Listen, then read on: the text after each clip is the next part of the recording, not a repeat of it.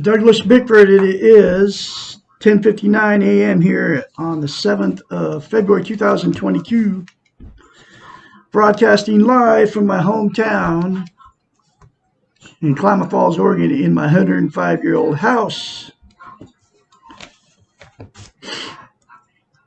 The reason I'm on YouTube is I'm teaching self-esteem out of this book right here.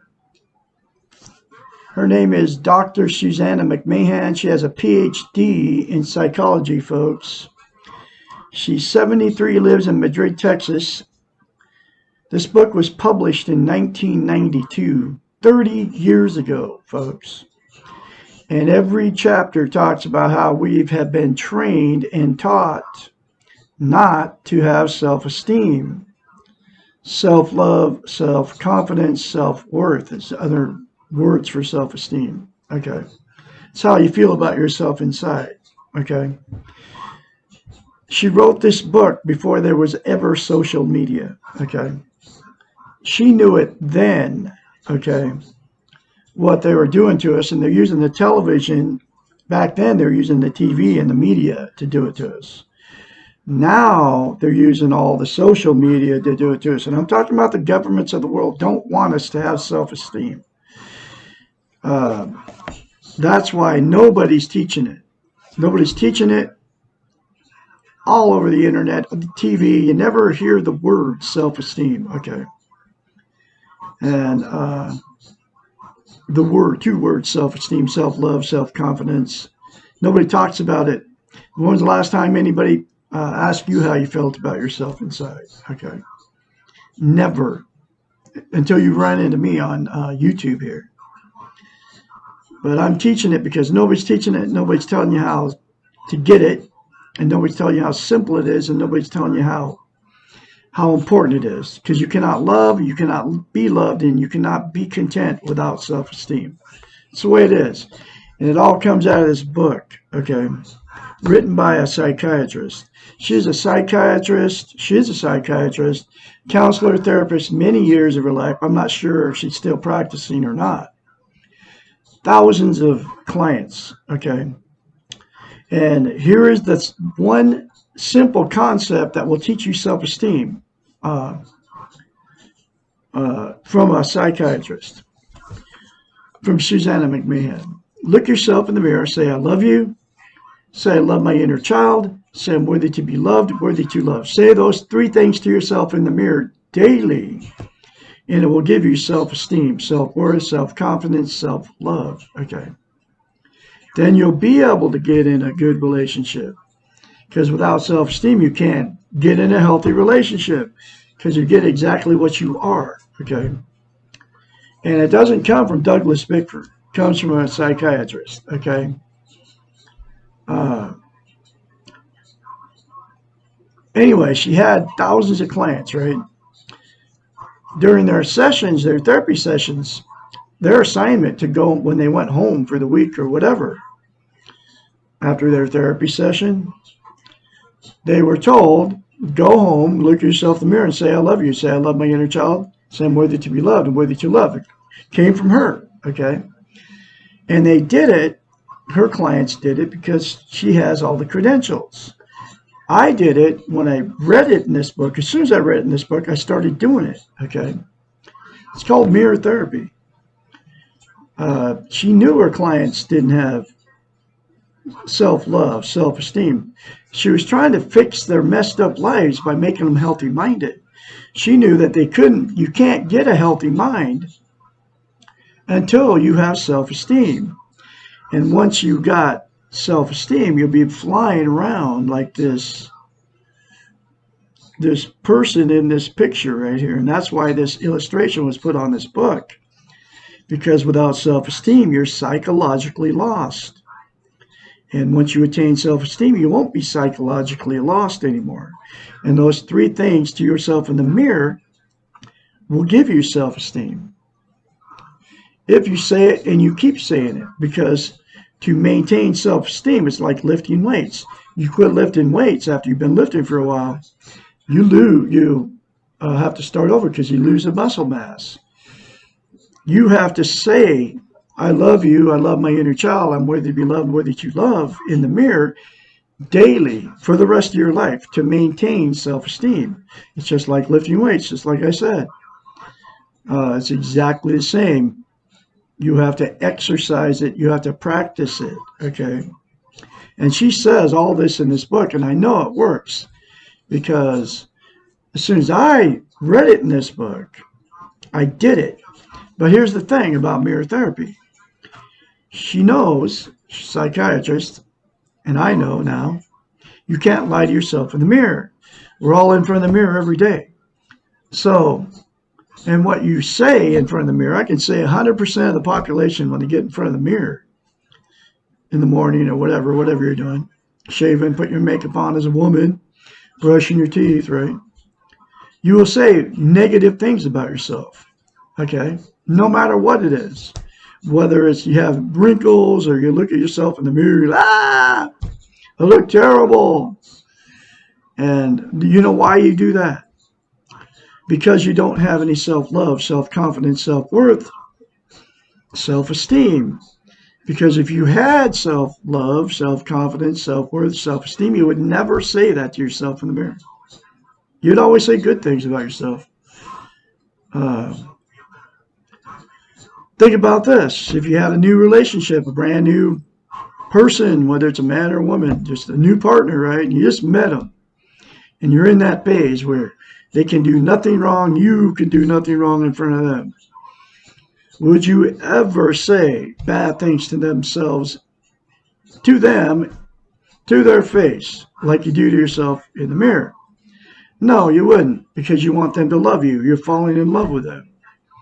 That's when it's first new. Now, later on, when you get used to these people and they get stale and boring, then when all the fights start beginning, then you would call them names. But you never would do it when the first relationship's brand new and you just met them. But you do it to yourself. So it proves you don't have self-esteem, self-love, self-confidence. Okay. So, and you can't lie to yourself in the mirror, so it's very easy for you to say bad things about yourself in the mirror, because you're not lying to yourself, okay? But I come along and I tell you to say I love you in the mirror, and I say I'm worthy to be loved and worthy to love, and I love my inner child. You cringe and you want to call me names. And you want to turn me off because I told you that, okay? That's because you can't lie to yourself in the mirror, so you can't say those things to yourself in the mirror. But you can say it to yourself in the mirror. The very first time you do it, folks, you'll have to force yourself to do it, just like I had to do. I had not one iota of self-esteem. And that was because I was emotionally, sexually, and physically abused as a child.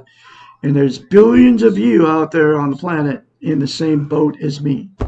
Okay. Because they don't want us to have self-esteem. That's why nobody's teaching it on YouTube or any of the social media. There's groups on Facebook that say self-esteem, but there's nobody telling you how to get it. They're just another group that people just can go post whatever they want. Okay. And then they got, like I got groups on Facebook. Okay. Want self-esteem, look at yourself in the mirror and say, I love you, right? That's what my groups are called. But I'm telling you how to get it, okay? None of those groups on Facebook are telling you how to get it. And you never hear it on TV, okay? And I am absolutely the only one teaching her concepts out of this book and teaching you how to get self-esteem, because absolutely nobody's doing it. Nobody's teaching it. Nobody's telling you how to get it, which I just told you how to get it. Nobody's telling you how simple it is, and it is that simple to say those things to yourself in the mirror daily. I love Douglas Bickford. I love my inner child. I'm worthy to be loved, worthy to love. Take you less than 10 seconds, folks. I do it every day. I do it more than once. Okay. And now I have self-esteem on steroids, and I'm very confidently spreading her message out of this book and teaching this book one chapter at a time. Okay. And I'll get to that in a minute. So you can't love without self-esteem. You can't be loved without self-esteem, and you cannot be content. Content is it's in inner peace, internal peace. It's also you feel good about yourself, how, where, and what you are. Okay. You cannot get content. You cannot be content until you attain self-esteem. Okay. And you'll get yourself in toxic relationships. Either you get yourself in a toxic relationship or your relationship jump all your life. I've been married 4 times because of no self-esteem. Because you can't love and be loved. So you turn toxic to each other in all these relationships you get with. Because they don't have self-esteem, you don't have self-esteem. You can't love them, they can't love you. So you get somebody that doesn't love you without self-esteem. And then what happens is you either relationship jump your whole life. That's why I've been married 4 times. That's why I left my last one, which was my 4th marriage, because we were toxic to each other. She was threatening to kill another cat. She killed 2 of my cats, and I got woke up. It lasted 3.5 years with her. I thought I had no idea what was going on in that marriage, but 2 months into it, I knew there was something wrong with it. I had no idea what it was until I got a hold of this book after I left her on the 2nd of November 2020, because she was going to kill a 3rd cat. His name's Bullseye. He's alive and kicking today because I left her that day. And that was over 15 months ago. And I'm still reeling from the pain of all of it, the 3.5 years of being in that toxic marriage. I mean, I was getting abused emotionally, physically, by her and her family, because without self-esteem, we allow ourselves to be abused. And there's billions of you getting abused in these toxic relationships right now.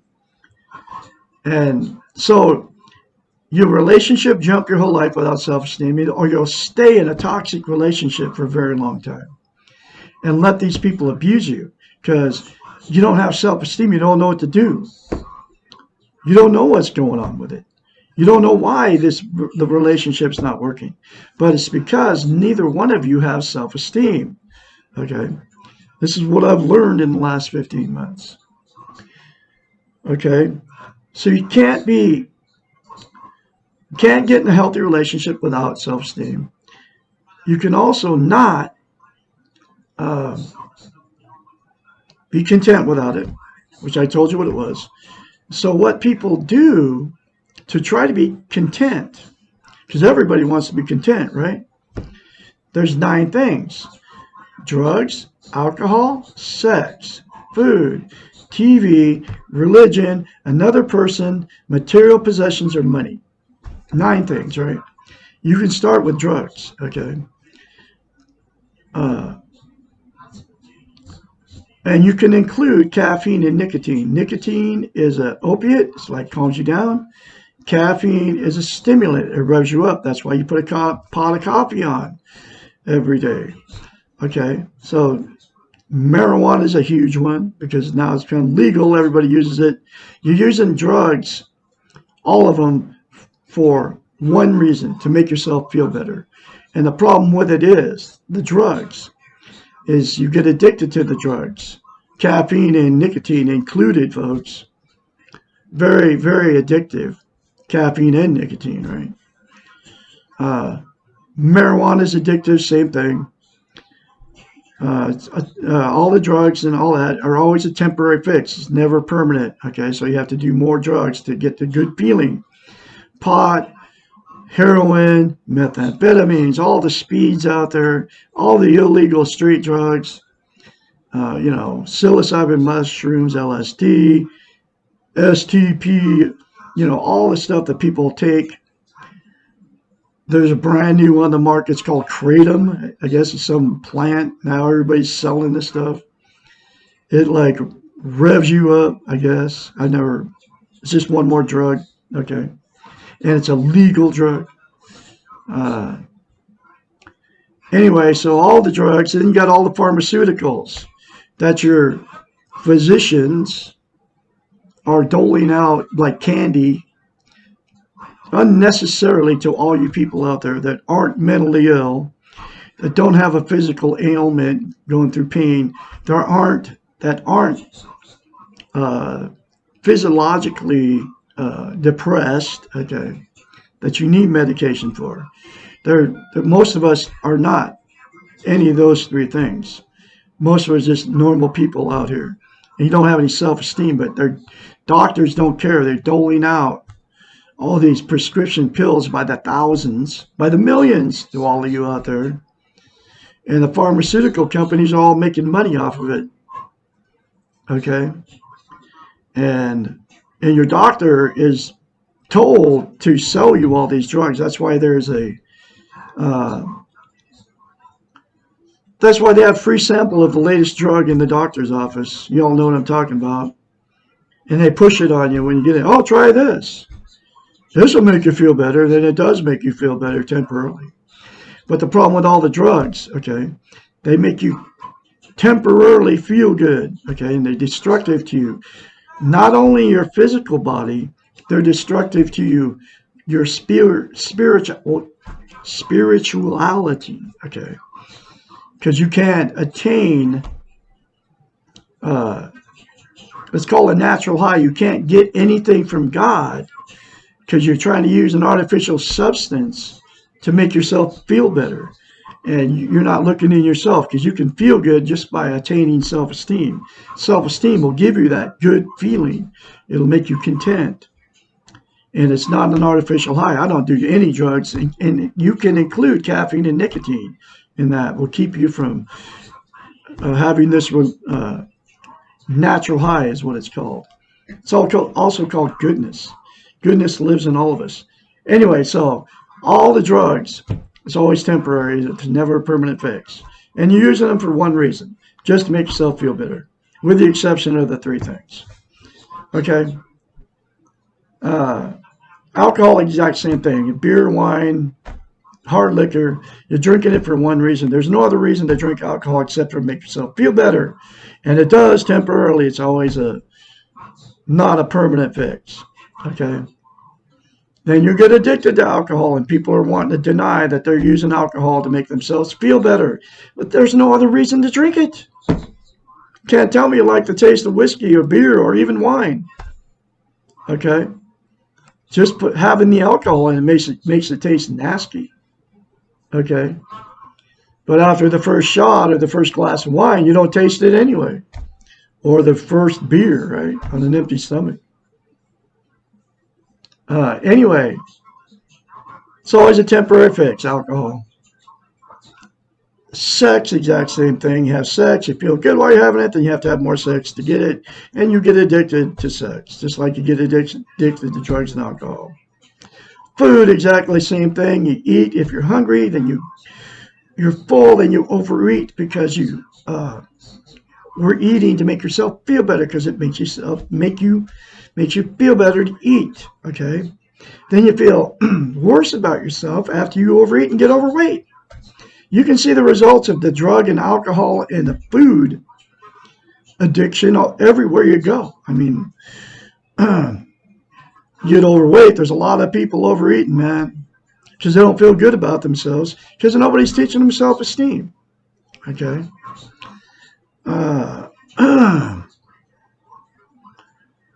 Television, the exact same thing. You get in front of the boob tube, man, you turn it on, you feel better, because you're in the unreality of, you don't have to think about the reality of your life, that we all die and the life is full of pain and fear, okay?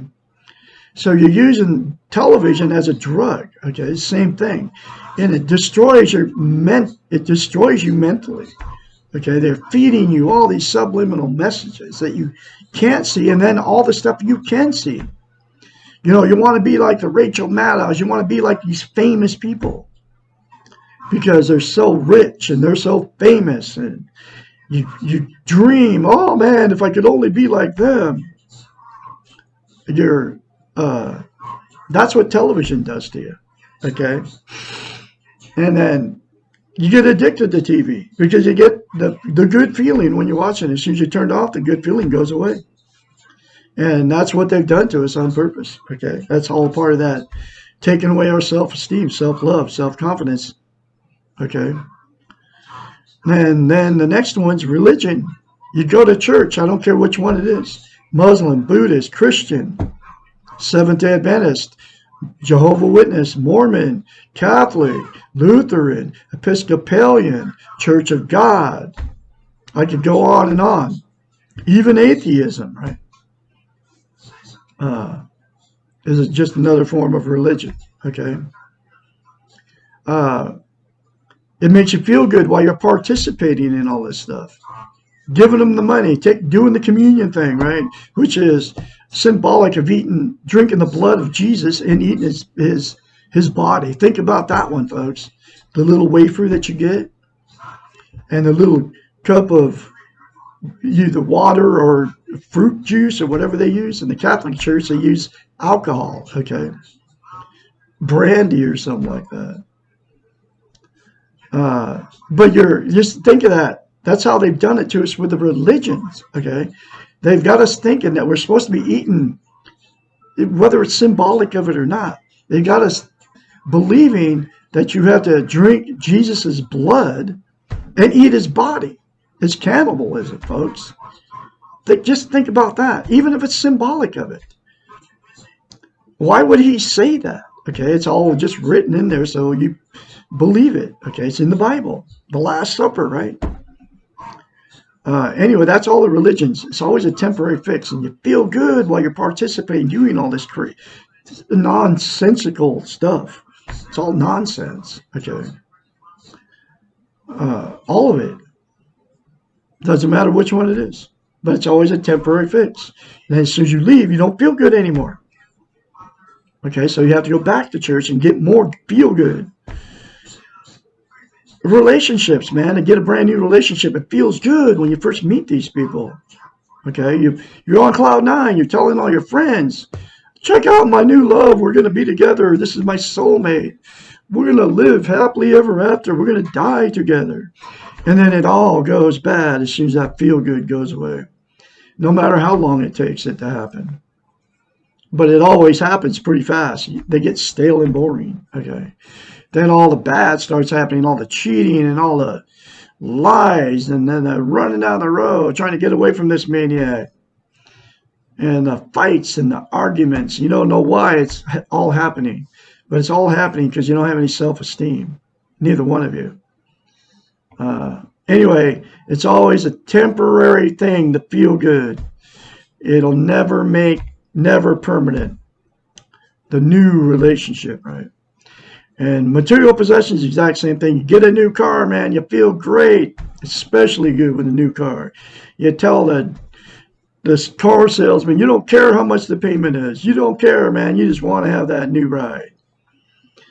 Then you tell everybody about the new ride. And then it just sits in your driveway and you got a $600 car payment or even a $400 car payment with a $200 insurance tab to go with it. $600 a month for that new car to sit in your driveway. And the feel good always goes away. It doesn't matter what it is. You get anything different, anything new, boats, cars, how people deal with houses, clothes, shoes, new furniture. The feel good is always temporary. Okay. And it never lasts. Okay. Then you go seek something else. You go to a thrift store, you buy a bunch of junk you don't need. And the only reason to buy at a thrift store is because it's all cheap, right? You've all been there. And all that stuff ended up at a thrift store because it didn't make somebody happy in the first place after they spent big bucks on it. Okay. Then you take it home, you put it away, and you never see the stuff again. Okay. But anyway, so money is the last one. Okay, you get money. Feel good when you get it. Whether you save it or you blow it or you buy something with it.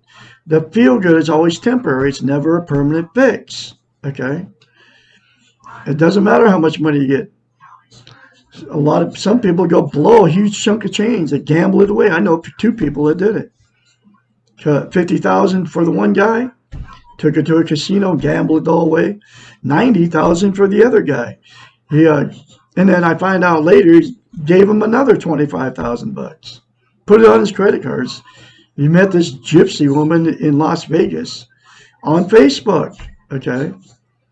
And he sold a house and got $90,000 cash, and he gave it to this woman. For a palm reading business, she lied to him and said she's going to do all this stuff for him. Okay, with this money. She saw a sucker come in, and he happened to have the money, and right now, he's my friend. He's struggling financially now because of all that. But anyway, that's what money is always. They would never got rid of that money. If it would have made him, if they would have had self-esteem when he got that money, he would have never did that with that money. He would have paid off his current house that he's still paying on. Okay. But anyway, that's what people do with no self-esteem. But all these 9 things are only a temporary fix. Feels good for the moment. Then you get addicted to all this stuff. Okay? There's absolutely only one thing that will make you content and make you won't be happy all the time. But you'll have this inner content that you never had before once you attain self-esteem. And those 3 things to yourself in the mirror will give you self-esteem on steroids. Now I'm going through the book one chapter at a time. And this one is the next chapter, which is, if I have self-esteem, will I be happy? Chapter 27. Not necessarily. Self-esteem does not mean happiness. It does mean an awareness of yourself, a deep and lasting respect of yourself, and finally, a great love for yourself. And those 3 things to yourself in the mirror, I'll say it again, daily without fail, will give you a great love for yourself. It does not mean you have control of anything except the way you feel about yourself and your behaviors. Self-esteem does not mean being able to control your feelings. Happiness is a feeling and therefore not in your control. However, loving yourself often produces a feeling of happiness or great inner contentment. Often, but not always. Just as you cannot control your feelings, you also cannot control the feelings of others. You really have no control over the behaviors of others, and therefore you cannot control the environment around you. Since much of our happiness depends on others and the environment, being happy is not usually in our control. It is important to realize that choosing to love yourself will not change the world, but will only change your world. The externals will stay the same, but the ways in which you perceive them may be different once you have self-esteem. I'm going through this stuff right now. Okay.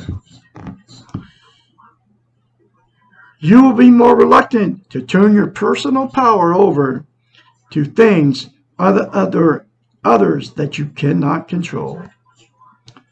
The world will not become fair, and bad things will continue to happen to you and those you love. Having self-esteem will not protect you from feeling the pain of life. It will enable you to cope with this pain. You will still feel sad and fearful and angry and sometimes afraid. But having self-esteem means that you will have the strength to trust yourself and to know that you can deal with whatever comes along to the best of your abilities. Loving yourself means that whatever happens, you know that you will be there for yourself. This awareness can make you happy. Remember, the goal of self-esteem is not happiness, but inner peace and balance and wholeness.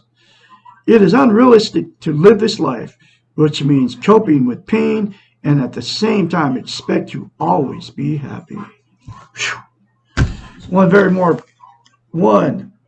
more very powerful chapter for you folks. Get this book. It's in a link of the description of every video I put up. Between 10 and 15 bucks, or 5 and 15 bucks. You can all afford to get this book. I got a used copy. That's why it's starting to peel right there. This is my second copy. First copy I put away because it's all falling apart. And it's the copy that I found in my son's house. the very first place I landed after I left my toxic relationship of 3.5 years. The last one I'll ever be in. Okay. I'll never put myself in another toxic relationship or my inner child. We all have this inner child that nobody knows about and nobody's teaching about. This book explains all that stuff.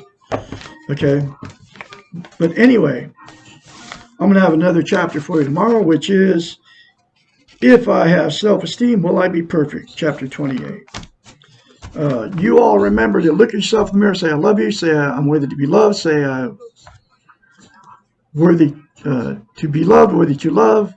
I love my inner child. Say that daily without fail. It will give you self-esteem on steroids. You remember you are born good. You will leave good if you accept that you're good. You are full of goodness out there. I'll be talking to you tomorrow. Have a great day out there. Oh, and I can be your mentor. 458-232-5238. Call me anytime, day or night. I can help you and encourage you along the way when you start going through this change. And I will continue to teach her concepts out of this book on YouTube, probably for the rest of my life, because it, number one, changed my life. Nobody's teaching it. Nobody's telling you how to get it. Nobody's telling you how simple it is, and nobody's telling you how important it is. And you just got to think about, folks, can't love and be loved without self-esteem. And you also cannot be content. Okay? This book, by attaining self-esteem, you will be able to get in a healthy relationship, and you will be able to be content. I'll have more later for you. Talk to you tomorrow.